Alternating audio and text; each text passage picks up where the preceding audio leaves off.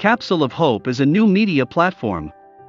Our mission is to give hope to the hopeless through the medium of video, radio, podcast, and education. Capsule of Hope wants to change the world by inspiring, empowering, and educating a generation that will do a great work on the earth. We welcome you to be part of this journey with us as we make generations of hope. The winner of the Top Fan badge this week is Miss Alice Kanja. Thank you for supporting Capsule of Hope on Facebook. We appreciate your comments, likes, and for sharing our videos and post. God bless you. We will be back with the reflection of the day. Stay tuned.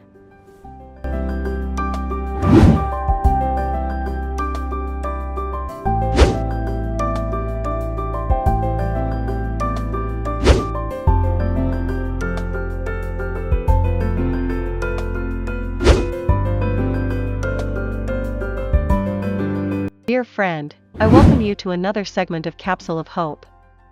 We are in the second week of Ordinary Time, Year C. This week, we are at the wedding feast in Cana where Jesus reveals his divine power by transforming water into wine. The Bible begins with one wedding, that of Adam and Eve in the garden, confer, Genesis chapter 2 verses 23 to 24, and ends with another, the marriage supper of the Lamb, Revelation chapter 19 verses 9, chapter 21 verses 9, chapter 22 verses 17. Friend of Hope, at Cana, Jesus also blesses human marriage, perhaps at that moment, instituting the sacrament of matrimony. Throughout the Bible, marriage is the symbol of the covenant relationship between God and his chosen people. God is the faithful bridegroom and humanity is his beloved bride. Dear friend of hope, the first reading of today captures this theme beautifully, where Isaiah uses the metaphor of spousal love to describe God's love for Israel. God's fidelity to his people is compared to a husband's fidelity to his wife. Isaiah predicts God's salvation of Jerusalem after the return of the Babylonian exiles and visualizes it as a wedding between God and Jerusalem. Jesus' provision of abundant wine for the wedding feast in Cana in the Gospel reading signifies that the day foreseen by Isaiah has arrived. Anticipating the joy of this wedding, the psalmist urges us in the responsorial psalm, Psalm 96, "Sing to the Lord a new song." In today's second reading, St. Paul reminds us that the new wine that Jesus pours out for us is the gift of the Holy Spirit, given to his bride, the Church. In today's Gospel, John describes the first of the 7 signs by which Jesus showed forth his divinity. When the wine ran short, Jesus' mother told Jesus about it. At first, Jesus seemed to refuse to do anything about it. But later he told the servants to fill 6 large stone jars with water and take some of the miraculous water-made wine to the head waiter. When they did so, the head waiter expressed his surprise that such a great wine had been reserved for late use.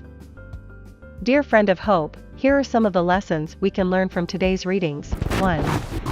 Let us invite Jesus and Mary to remain with us in our homes when we feel shortages in our family lives.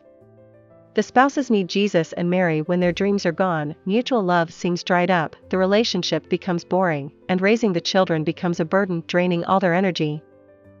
The awareness of the presence of Jesus and Mary in the family will encourage parents to create an atmosphere of prayer, Bible reading, mutual love, and respect, with a spirit of forgiveness and sacrificial service at home.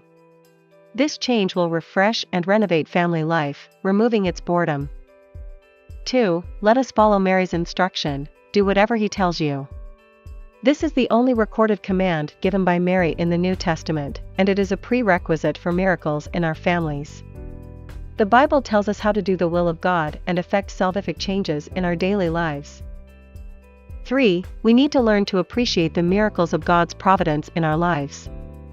God, often as an uninvited guest in our families, works daily miracles in our lives, protecting us from physical and moral dangers, providing for our needs, inspiring us, and strengthening us with his Holy Spirit. 4. Just as Jesus filled the empty water jars with wine, we need to fill the empty hearts around us with love. By the miracle of Cana, Jesus challenges us to enrich the empty lives of those around us with the new wine of love, mercy, concern, and care. 5. We need to appreciate the miracle of the real presence of the Lord on the altar. The same Jesus who transformed water into wine at Cana transforms our gifts of bread and wine into Jesus' own body and blood, soul, and divinity, under the appearances of consecrated bread and wine, in order to give us spiritual nourishment. If our families have lost the savor of mutual love, let us renew them at the altar with the invigorating power of the Holy Spirit. Your support will make us be able to provide quality content by upgrading our equipment and software. It will help us to increase the production speed of new videos, podcasts, and articles. This will make it easier for you to consume new content on a regular basis. Thanks for listening to today's reflection, dear friend of hope. You can follow us on Facebook, Instagram, podcast, and YouTube. Our social media handle is always Capsule of Hope. For more inspiring videos, just go to our YouTube channel, Capsule of Hope TV. Subscribe, like, share, and comment under our videos. You can always send us an email by using richardcoffey1987@gmail.com. You can also call us on 744-18665. If you are outside Botswana, try to add the code +267 to 744-18665. God bless you.